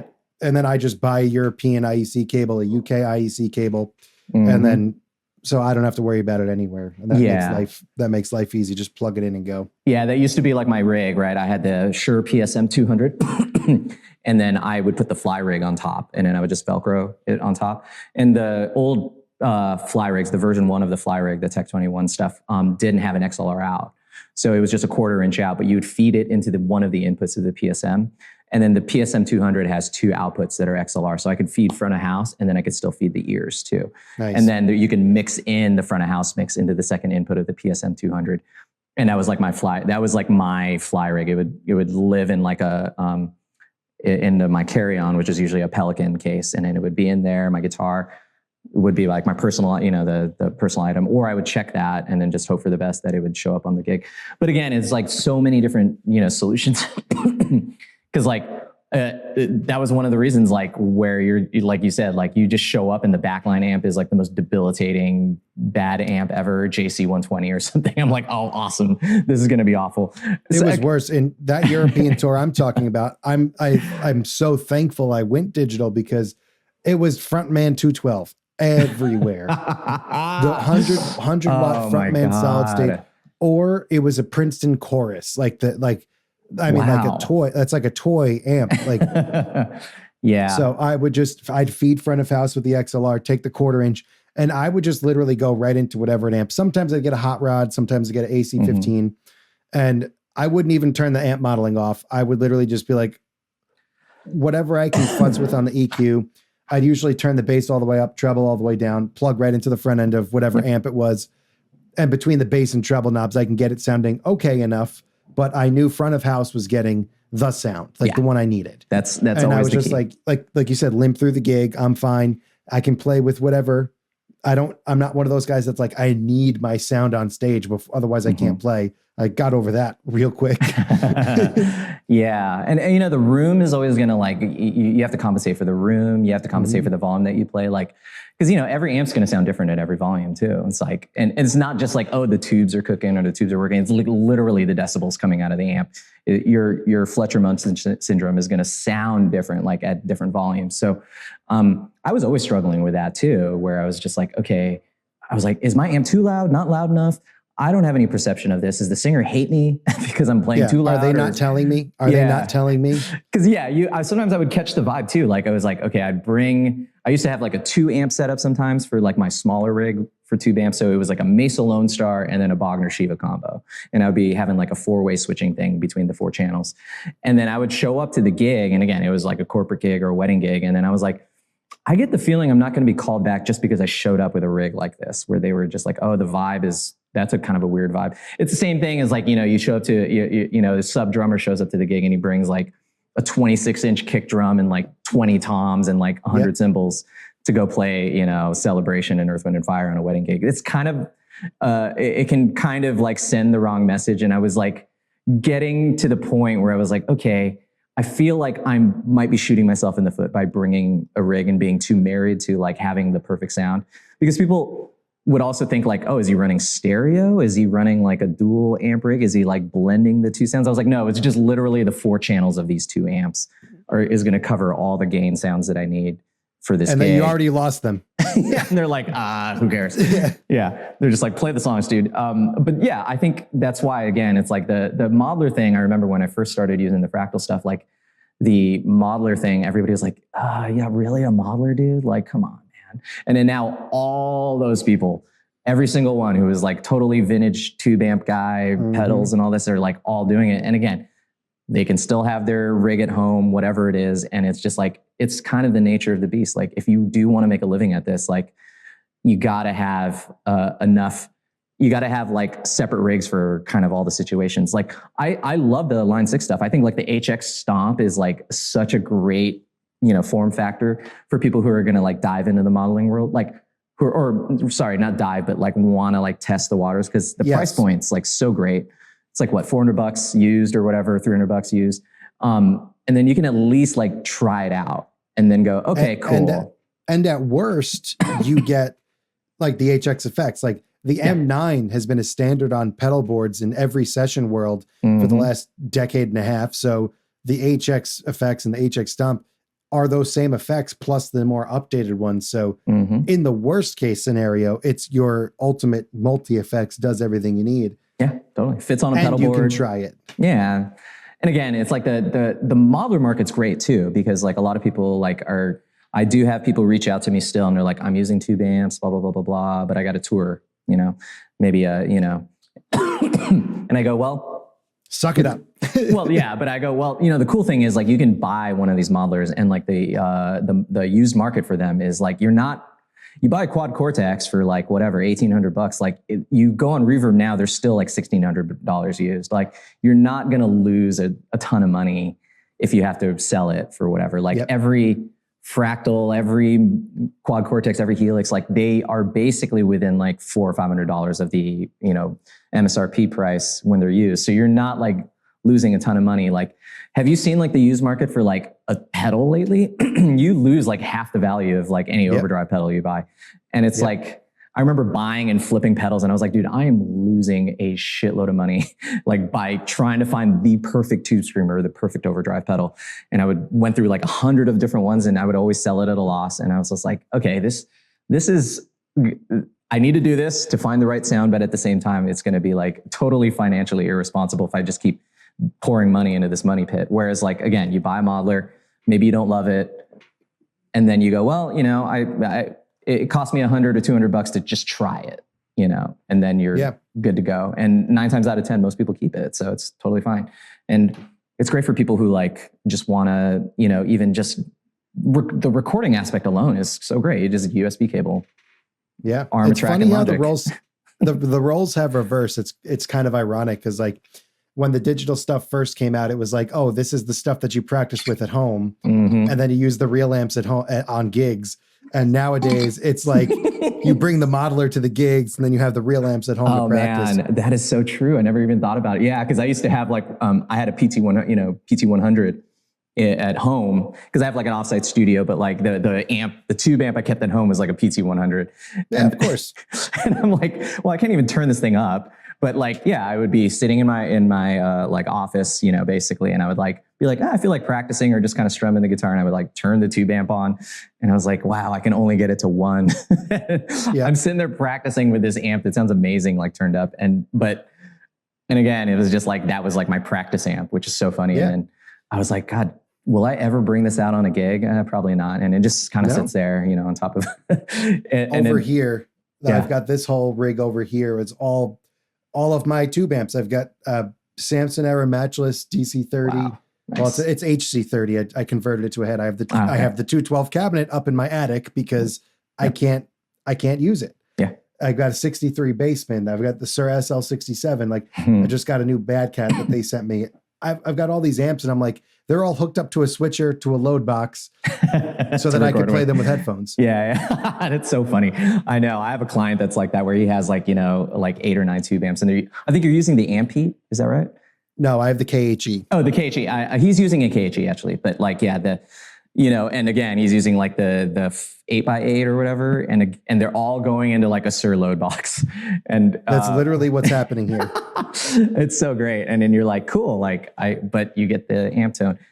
Again, it's to each his own. It's like a great, it's kind of like what we need to do as guitar players, because I think one of the things too that maybe the modeler world gets kind of like flack from like the tube amp snobs is that they go, well, it's never going to sound as good, but it's more about like, what do you need to do the gig? Like, what is the number one thing that's going to make you the most comfortable, like to do your job? And I think that's when you can really like articulate that, then it doesn't matter if it's a modeler or a tube amp, pedals or whatever. Like for me, I need a really, really good distortion channel that cleans up. That's the number, that is like a deal breaker for me. So like any amp I plug into, I always go to the distortion channel, and then I go and I roll down the volume to like, 2. And I'm like, is this a convincing clean sound? And if I get that, I can kind of always make it work. Regardless of whatever. If it doesn't matter if it has a good clean sound or good whatever, it's got to be an amp that can clean up with my volume knob, and then I could just do the whole gig. It doesn't matter what the amp is. But the minute I don't have that, whether it's a modeler, whether it's a real tube amp, then that's when the problem starts. So it's the same thing with the modelers. It doesn't matter what the model is. Like if I can't roll off the volume, like in a Helix or a Kemper or whatever, then I'm like, okay, this is the wrong profile. This is the wrong amp to use. So I found that like nowadays, like even like the neural DSP plugins, like they clean up like super well. It's kind of, it's pretty crazy now, because like when I'm like a lot of times with a lot of my students, we do asynchronous lessons. So I'm recording a lesson for them. They're going to work on something, send me something back. And so just pulling up like the tone, getting my Tone X1 pedal using a neural DSP plugin by hitting the bypass on the Tone X. I can use the DSP plugin, record the lesson right into Logic, and just be like, here, work on this. Here's the scale, or here's the part that we're working on. And then I find myself just rolling off the volume knob to like clean stuff up. And even I use the Plini X and the, what is it? The Mateus Asato neural DSP, and they clean up like a real amp, which is pretty unheard of. Whereas you rewind to when I was using the Axfix Ultra, and I was like, man, I can't get the pod, like the rack mounted Line 6 pod to clean up like the way a real amp would. Nowadays, it's like you can get them to pretty much do anything. And then there you go. That's like the amp set. I feel like another cool aspect of modelers that kind of just triggered for me is that there's an educational aspect, because like, what you were talking about with the drive pedals, and even just finding the right amp that you can roll off your volume with, the educational aspect just for yourself, like how many people know what a twin reverb sounds like versus a deluxe reverb? And, where is the sweet spot on these amps? Because my lesser experienced self playing in a wedding gig with, a 70s deluxe reverb, I'd have it on 1. Right. So it was just pure headroom. It was just like it didn't have any sound. It was no tone. It was just super high headroom. So if I hit it with a boost pedal at home, I'm like, oh, okay, that's a good boost. But then when I'm on the gig and it's on 1, the boost is like, boom, because I'm not even hitting the front end of the amp. Like it's all headroom. Yeah. So using the modeler, it's like, oh, if I get the amp to that spot, that's where the magic is. And then you realize I can't do that. I can't do that on a gig. I just can't do it. So that's why I'm not getting the sound that everybody talks about online. Everybody says, oh, the deluxe reverb is great, but you've got to get it to 3.5, which is going to be, it's pretty loud for for wedding gigs. That's going to be probably a little bit too much. And that's why I'm glad now the load box situation, because I'm able to get them to their sweet spots and not have to worry about the volume. But I have I'm prepared for this. You know, I'm prepared to know what amps sound good in what gain structure, like my Soldano, like where I can go with to make it sound good. Yeah, totally. I mean, it's the same thing. A lot of people ask me how I got, good with with all the modelers and stuff. I was in college, I was a studio assistant. So I was the guy wrapping cables, moving microphones around, grabbing coffee for all the producers and engineers, at a bunch of different studios. And there was like a moment where I was like, oh, maybe I'll be like a studio guy. Like I moved to LA to be like Steve Lukather, basically. I was like, he's in a really famous band. He writes really amazing music, but he's also a session musician, and then he also tours behind like all these famous artists. And so I wanted like a career like that. So there was a moment where I was like working at a bunch of different studios, just moving the mics around, and I got to see what engineers actually did with an amp, what it actually, like an isolated guitar sound mic'd up in a professional studio actually sounds like, because we're all used to just standing in front of an amp and going, oh yeah, that sounds pretty good. But the sound is hitting like the back of your legs. It's not really hitting your eardrums. You know, what does a 57 actually sound like on an amp versus like a, you know, Royer or a, you know, a Bayer Dynamic 160. And I remember one of the first times I was like in the studio with this engineer, we spent like 3 or 4 hours just moving the microphone around until he was like super satisfied with it. And I was like, this can't make a difference. Like in my mind, I was thinking that at the time in my very, you know, uneducated, immature way. And I was like, and I just asked him, I was like, hey, do you have a recording of where the mic was when we started versus where it is now? And he's like, yeah. And then we A-B'd it, and I was like, oh, wow, that made a huge difference. Mm-hmm. And the thing that blew my mind was we never turned the amp knobs once. He came in, he's a pretty decent guitar player. He came and he put the amp to about medium crunch, I would say, like the edge of breakup, a little bit more than that. And he was like, yeah, that sounds pretty good. And then we spent the whole time just moving the microphone around. And that was kind of an eye-opening experience for me, where even if you see some of my YouTube tutorials, it's like, I just kind of put the knobs at noon. And then I spend most of the time moving the microphone around. In the Helix, you know, you're using the different mics there. Then the Fractal, you have the Dynacabs. And I spend more tone shaping in that aspect than I do anywhere in the actual amp, because once you get a like an amp like super crunchy or distorted, like the bass, mid, and treble knobs like don't do anything after a while. Like you have a SL68, like you get that thing like super gained out, like the bass, mid, and treble knobs almost don't do anything other than affect the feel of the amp.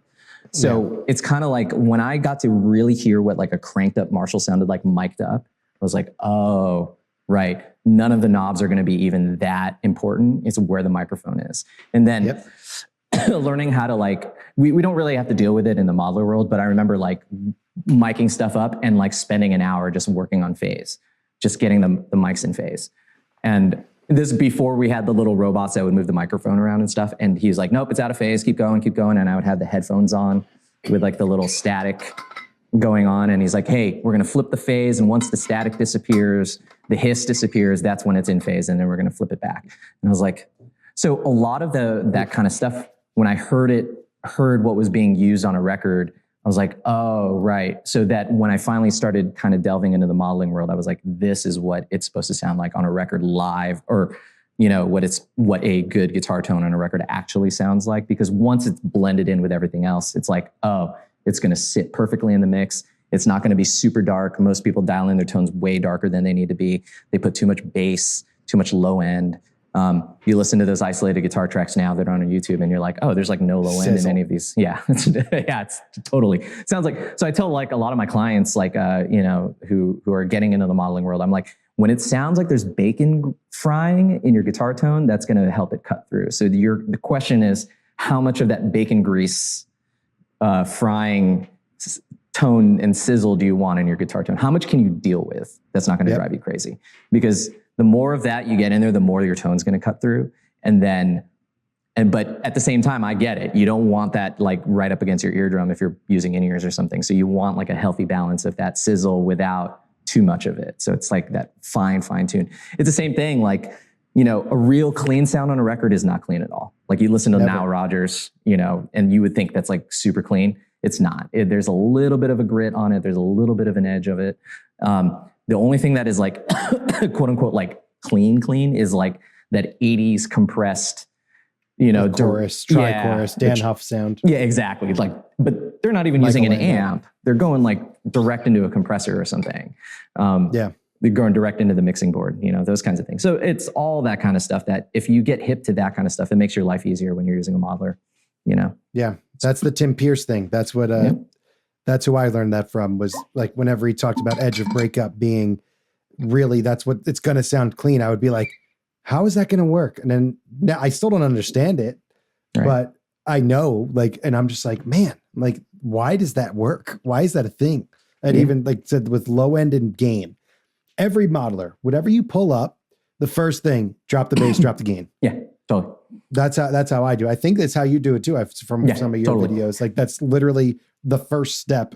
Is I get it, because on your own, you probably want it to sound more full. They don't want it to sound like sizzling bacon when you pull it up, because you're probably going to say, "Oh, that doesn't sound good." Yeah. So maybe when you first dial it up, they make the stock settings a little bit friendlier. Fuller. Yeah, a little friendlier. Yeah, a little bit fuller, and like, oh, this sounds good on its own. Totally. Yeah, I mean, it's the same thing. It's like Tim Pierce is actually one of my clients, so I dialed in a bunch of Fractal stuff for him, and that was like a very eye-opening experience. Where he was like, "Yeah, no, we got to EQ that out. We got to EQ that out." And I was like, "Wow, really?" Like, especially like his delays and reverbs and stuff. He was like, "Yeah." He's like, "There's an EQ in the delay there's an EQ section in the delays and reverbs, right?" And I was like, "Yeah." And he's like, "That's the most important thing to me for time." Lop the high end off. Yeah, totally. I was like, he's like, keep going. I was like, dude, we're down to like 3K. And he was like, yeah, keep going. There we go. And I was like, is that really going to work? And then he's like, yeah, check this out. And then he like had me listen to a track that he like tracked it with. And I was like, it gives so much space and room. He's like, there's no reverb on this. This is all delay. It's like a slapback tape delay kind of sound. And I was like, That's why Tim Pierce is Tim Pierce. He's on every, record ever. And it's those kinds of things. Again, it's all this counterintuitive stuff where you listen to, some guitar tone and you think it has all this other stuff on it, which it doesn't, like a 57 on a greenback speaker or something, like it sounds way different than most people think, and once it's in this perfect sweet spot, that's going to sit really well in the mix, right underneath the cymbals, right underneath the vocals, right above the bass, right above the snare drum, you're going to find that like, oh, this tone works like everywhere. And the cool thing is like wherever you set your volume knob, whether it's fully up and it's gained out, it still just kind of cuts through the mix. I always, again, I keep mentioning Pete Thorne. I mean, he definitely gave me a lot. Rightfully so. Yeah, he gave me a lot of great tips. But here's the thing, like when you hear Pete like playing online, one of the things is like everybody should, if you ever get a chance to watch him play live. I remember he'd bring his own amp to the Viper Room and stuff for like a jam session, and then he'd even move the mic around. And then I was like, and then I heard him like playing the guitar on his own, and I was like, wow, that sounds kind of bright and a little cutting and a little brash. And then the band would kick in and they'd play like a Led Zeppelin thing or whatever. And I was like, I can totally hear Pete. Sounds amazing. I can't hear the other guitar player. That's why Pete's the man. It's like those kinds of things. Like he was really, really savvy with that. And he always talked about like, he's like, if there's going to be one thing, he always said like something like, if there's going to be one thing I'm going to be known for in this town, it's always that I'm going to always have a good sound no matter where. And I was like, oh, really interesting. Like I always found it kind of fascinating that he like would move the microphone around at a jam session and stuff, because he's like, he knows that everybody in the audience is going to be like, oh, here's Pete Thorne, playing AC/DC at a jam session. And he made it sound like AC/DC. He just knew where to put the mic around. He knew where to dial in the tones. And then again, they'd be going to some like Zeppelin song or something. And he's like, okay, I'm going to move the mic a little bit here, EQ it a little bit here. And it sounded like Zeppelin. He was just so dialed in on that. And again. And that's hearing it live. That's hearing it live too, totally where he's live. Next to the amp. Yeah. So blows my mind. He doesn't even know what the mic sounds like at the time. He just has the knowledge and experience where he's like, okay, this is where the mic needs to go. Yeah, totally. And it's so wild because I see a lot of guys like they used to do all these kinds of like jam sessions around here where like they would have they called them like ultimate jam night. So it's like, oh, we're gonna have like the bass player of like this famous band or the guitar player of this. So Pete would always be playing those things, they'd have like Brendan Buckley from Shakira's band. All these like touring session guys would like sit in and they would play, Zeppelin and AC/DC and stuff. And again, it was just like, I noticed it right away with Pete mainly where it was always like, he'd kind of like, you plug in, you take the amp off standby, you kind of do this and he'd turn a couple knobs, move the mic. And then I was like, that sounds super bright at that moment. And then the band kicks in and he's like, nope, there it is. That's you now hear perfect guitar tone in the audience. And he just knew that. And I always like really kind of like, there was one time I remember like at the Viper Room, he did that thing. And then I ended up playing after him. So he got off stage, hey, Pete, you sound great. Awesome. Good seeing you again. And then he would like, do whatever. And then I like went up and I just like took my phone out and I like took a photo of where like the mic was placed on the like the backline cabinet. And again, it was just one of those things where I was like, okay. Especially, with his credentials and credits, like you get to see like what years and years of experience really teach you of what's the most important thing to get a good guitar tone live as well as in the studio. And obviously it's his hands too, but that knowledge translates so well for me too, because after all that kind of stuff, seeing him around town, I would definitely and again, this is still in the tube amp era, I would put gaff tape around the sweet spot on my guitar cabinets and stuff. So anytime a front of house guy was miking my amp, he'd always put it, he was just drawn to putting the microphone there.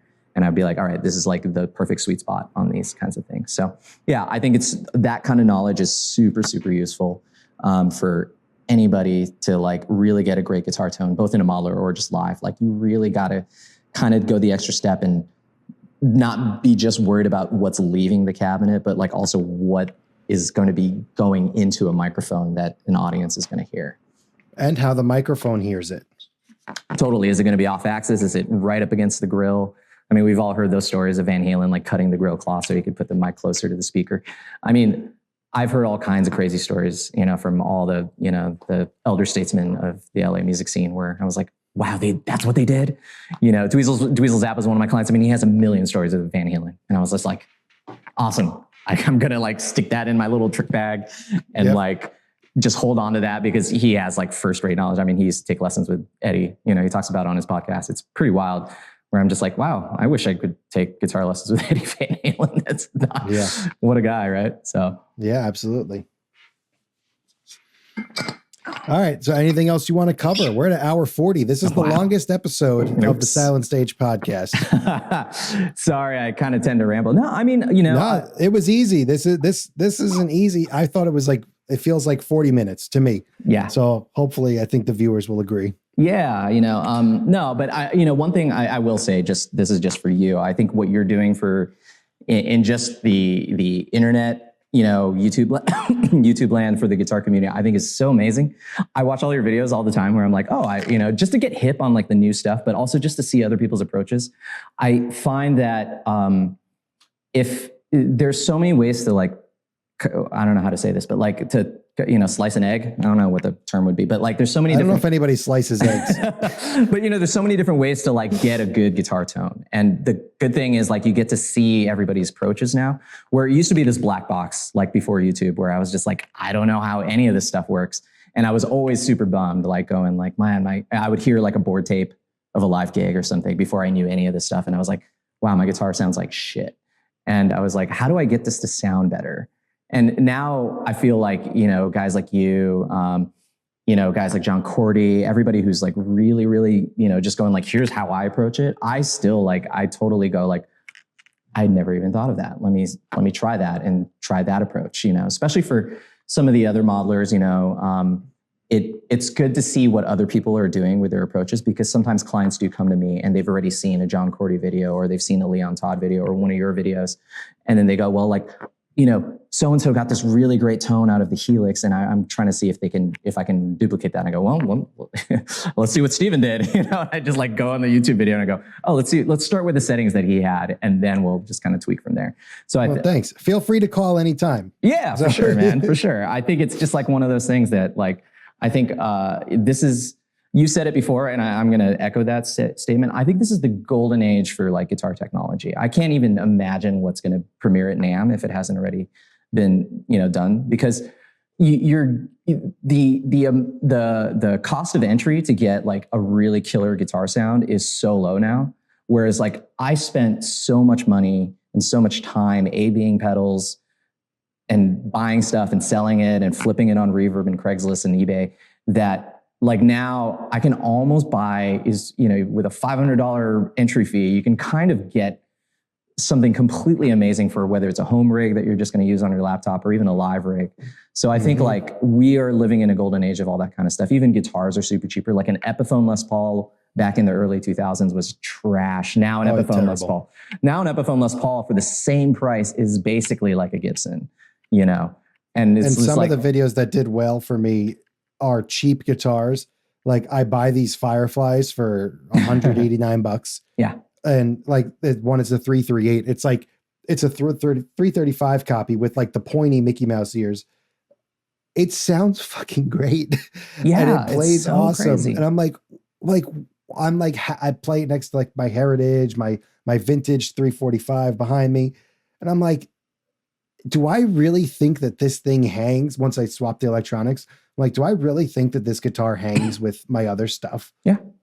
It's crazy. It's totally crazy. I think, yeah, even I see it with my students because I've definitely had students buy a guitar on Amazon now. You know, they don't even go down to Guitar Center to buy a guitar anymore. They just get it on Amazon. They're like, and I'm like, and you know, the student will come in and they're just like, hey, can you help do a quick setup on this guitar? I'm like, yeah, absolutely.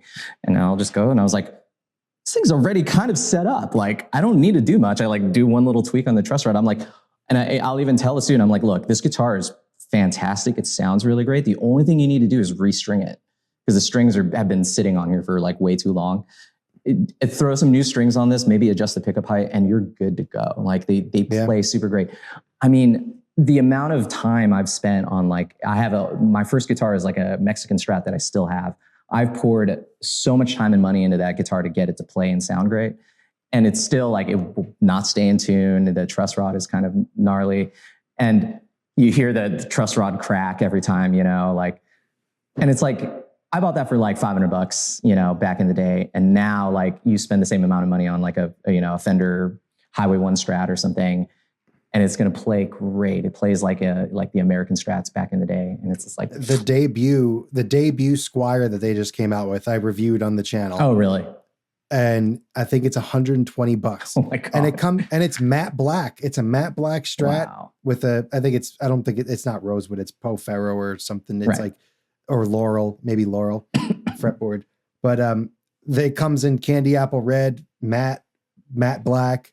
I'm like, it plays pretty good. Like I did the demo with the stock strings, stock setup, and I try to do that when I do the beginner gear because I don't want it to be deceptive. Like if I change the strings and I set it up, they're not going to get that. So I want to be as honest as possible with what they get out of the box. And I'm like, this thing's great for $120. Totally. It's an awesome Strat. Yeah, it's super wild. That's why I think like, yeah, we do live in a golden age of all this stuff because man, the amount of heartache and pain and money I spent just trying to get a good guitar sound is, you know, mangled plenty of guitars. Oh, dude, I know. Like, yeah. So, but that's what I'm saying. So yeah, I do appreciate everything that you're doing for the guitar community, and thanks for having me involved with it, man. Well, yeah, really, man. Likewise. And if anyone hasn't checked out your channel, make sure to go do it because you do great tutorials. You're easy to follow. You're a wonderful instructor and teacher. So I really appreciated that right from the first video. I was like, okay, this is the guy I want to listen to. Well, thanks, man. So appreciate it. Awesome, man. Yeah. Thanks for being on, and let's hook up at NAMM. Yeah, for sure. Absolutely. See you there. All right. Thanks again, Rosh.